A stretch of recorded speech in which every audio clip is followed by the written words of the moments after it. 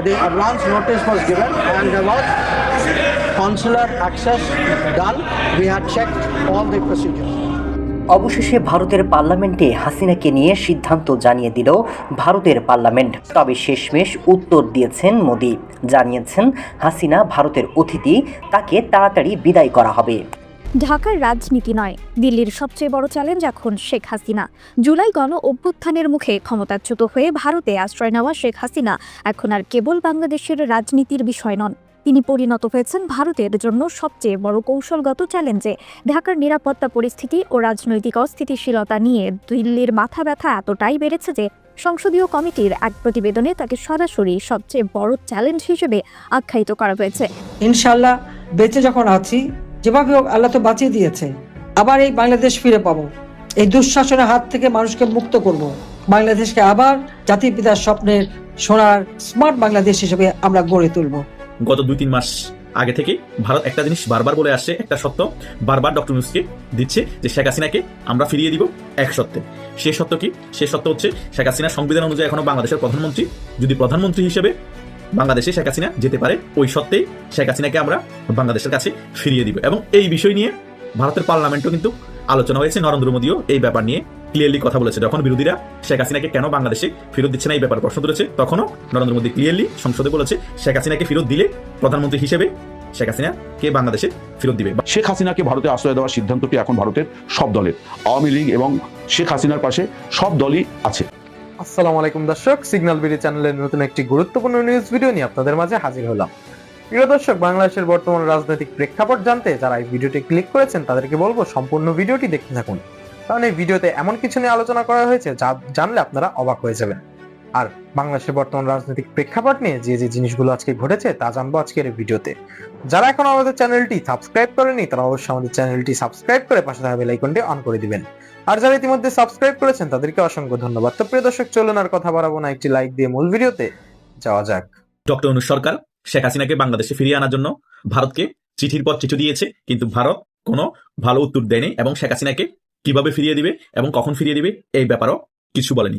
কিন্তু গত 2-3 মাস আগে থেকে ভারত একটা জিনিস বারবার বলে আসছে, একটা সত্য বারবার ডক্টর ইউনূসকে দিচ্ছে যে শেখ হাসিনাকে আমরা ফিরিয়ে দিব এক সত্ত্বে।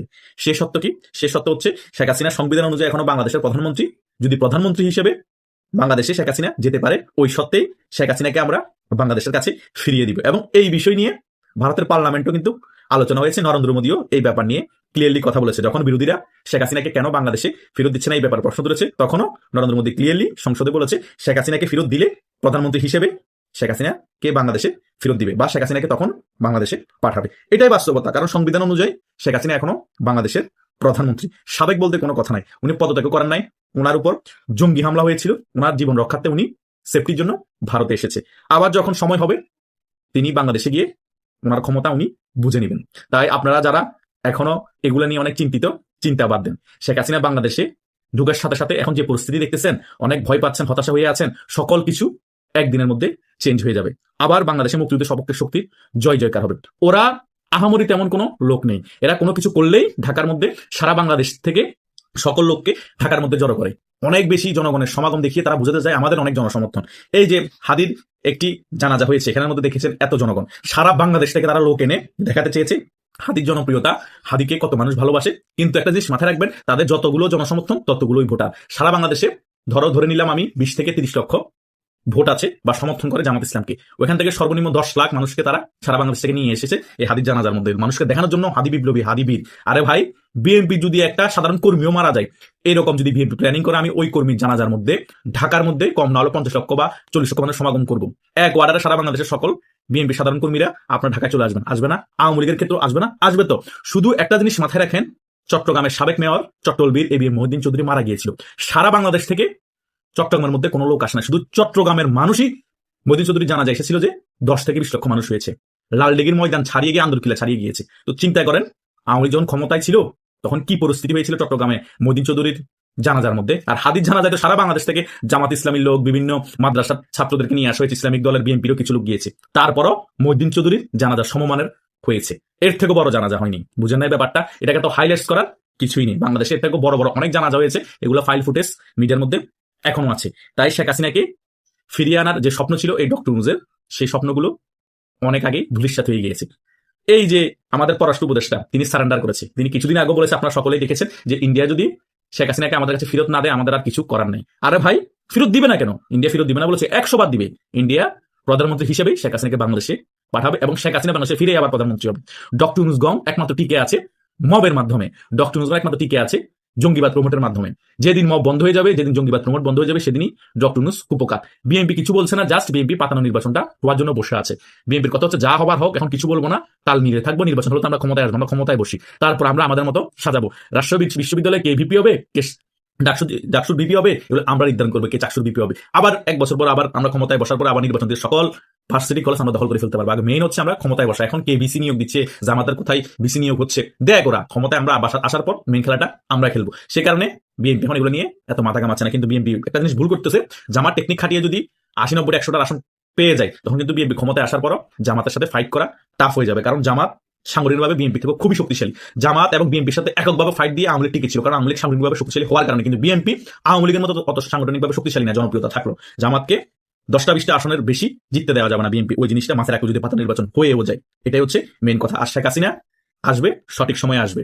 পাতা নির্বাচন হোক, বিএনপি কিছুদিন দেশটা চালাক, জনগণ বুঝুক, সঠিক সময়ে শেখ হাসিনা বাংলাদেশে আসবে এবং ভারতও শেখ হাসিনাকে বাংলাদেশে পাঠাবে। আর যখন পাঠাবে, শেখ হাসিনা প্রধানমন্ত্রী হয়ে ফিরারই সম্ভাবনা বেশি, কারণ তিনি এখন সংবিধান অনুযায়ী প্রধানমন্ত্রী। বিশ্বের সকল দেশ তখন সেটা মানতে বাধ্য, প্রমাণস্বরূপ। কারণ এই যে ডক্টর ইউনূস এখন ইন্টারিম গভর্নমেন্ট আছে, এটা কি বিশ্বের অন্যান্য দেশ স্বীকৃতি দিয়েছে? উনি তো গায়ে জুড়ে বসে আছে। কথা হচ্ছে বাংলাদেশের জোরজার মূল লুকটা ক্ষমতা বসে যেতে পারলে, শেখ হাসিনা এসে যদি ক্ষমতায় বসে যেতে পারে, সবাই স্বীকৃতি দিবে। কথা বুঝেন নাই? মেইন হচ্ছে ক্ষমতা। আপনার ক্ষমতা আছে, আপনি বসে গেছেন, তখন সবাই আপনাকে বাহাবা দিবে। দেখেন না, যখন শেখ হাসিনা ক্ষমতায় ছিল, সকল মিডিয়ার লোক শেখ হাসিনাকে বাহাবা, কোনো কিছু হলে কারো কাছে বিচার না, ডাইরেক্ট শেখ হাসিনার কাছে বিচার দিত। শেখ হাসিনা বিচার করবে, শেখ হাসিনা আমার মা। মিডিয়ার সকল লোক শেখ হাসিনার দালালি করতো, সকলে শেখ হাসিনাকে নিয়ে পোস্ট দিত। এখন আবার তারা এই জামাতের দালালি করছে গা বাঁচানোর জন্য, হাদিকে নিয়ে পোস্ট দিচ্ছে, করুন কথাবার্তা বলছে। বুঝেন না ব্যাপারটা? এটাই হচ্ছে বাস্তবতা। আপনার ক্ষমতা আছে, আপনাকে তেল মারবে, আপনাকে নিয়ে পোস্ট দিবে, আপনাকে নিয়ে খুব ভালো কথা বলবে।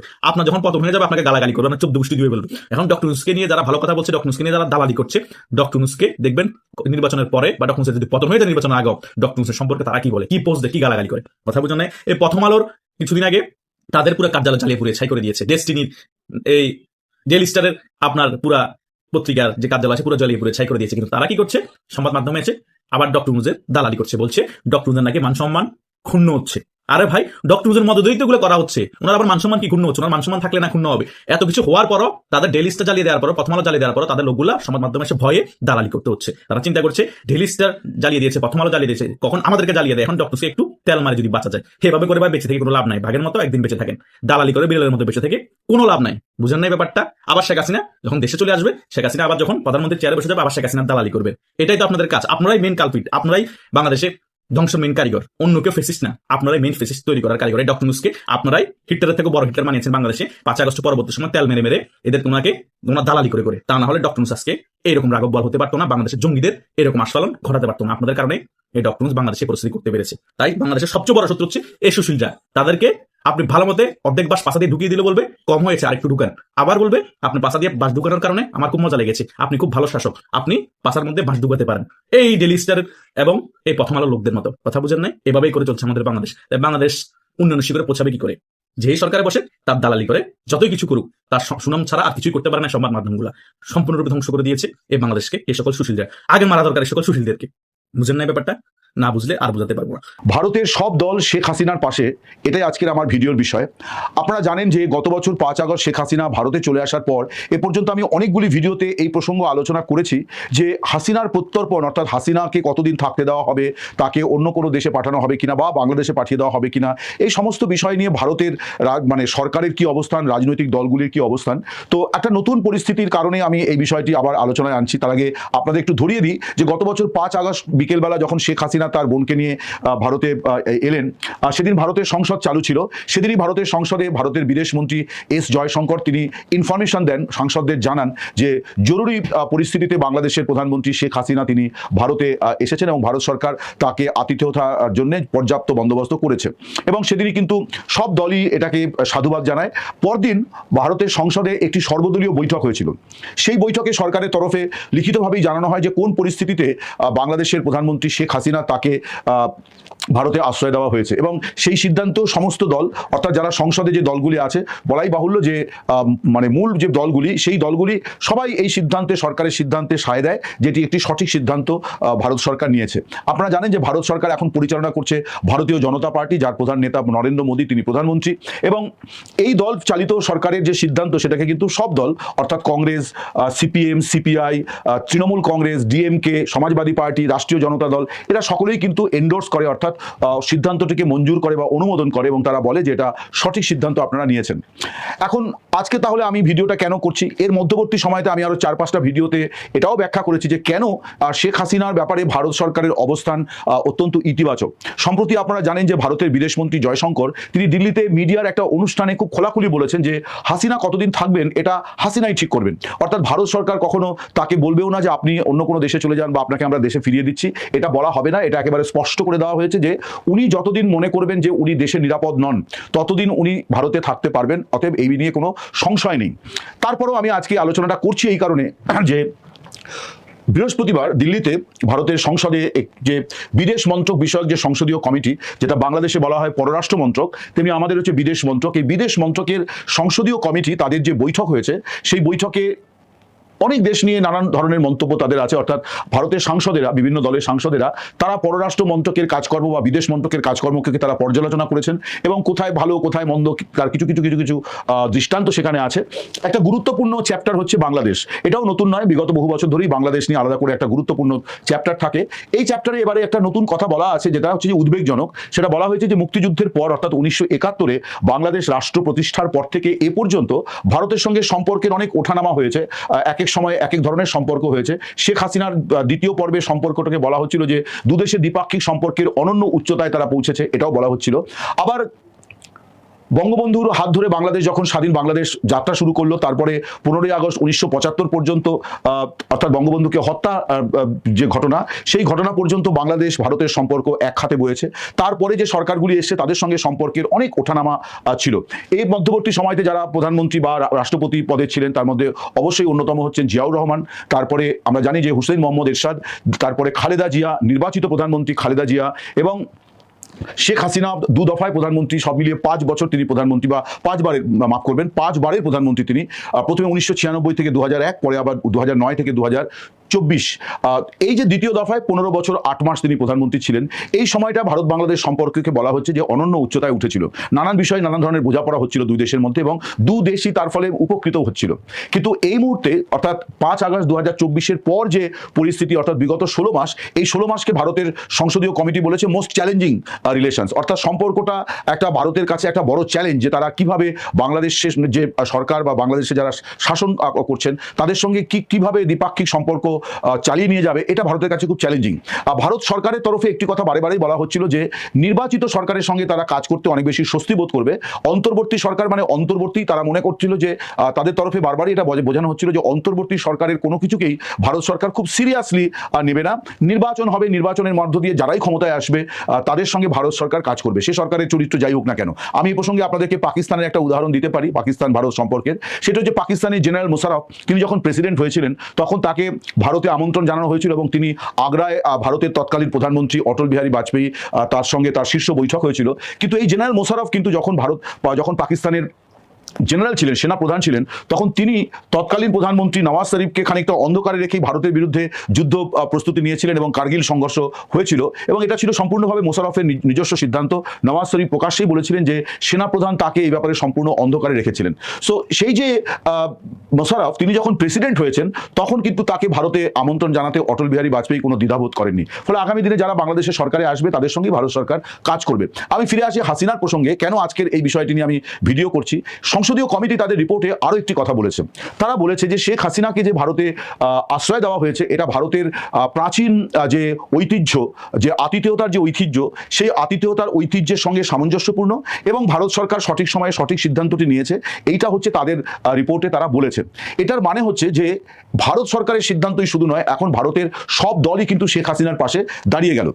মনে রাখতে হবে যে এই যে সংসদীয় কমিটির রিপোর্টটা প্লেস হলো যখন সংসদে, তখন কিন্তু আবার পরিস্থিতির অনেক গুণগত পরিবর্তন পরিবর্তন হয়ে গিয়েছে। ইতিমধ্যে শেখ হাসিনা ট্রাইব্যুনালে তাকে সাজা দেওয়া হয়েছে এবং তার মৃত্যুদণ্ড দেওয়া হয়েছে। তাকে আরেকটি মামলায় তাকে যাবজ্জীবন কারাবাসের সাজা দেওয়া হয়েছে।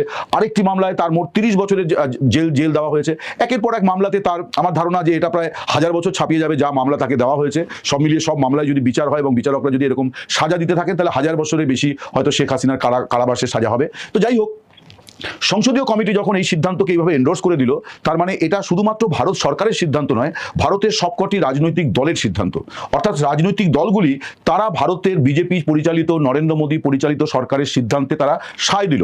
আমি ইতিপূর্বে আপনাদের বলেছি যে ভারতের রাজনৈতিক নানান ধরনের মানে বিরোধিতা খুব স্বাভাবিক, গণতন্ত্রে সেটাই স্বাভাবিক। রাজনৈতিক দলগুলির মধ্যে নীতিগত, আদর্শগত অনেক ফারাক আছে।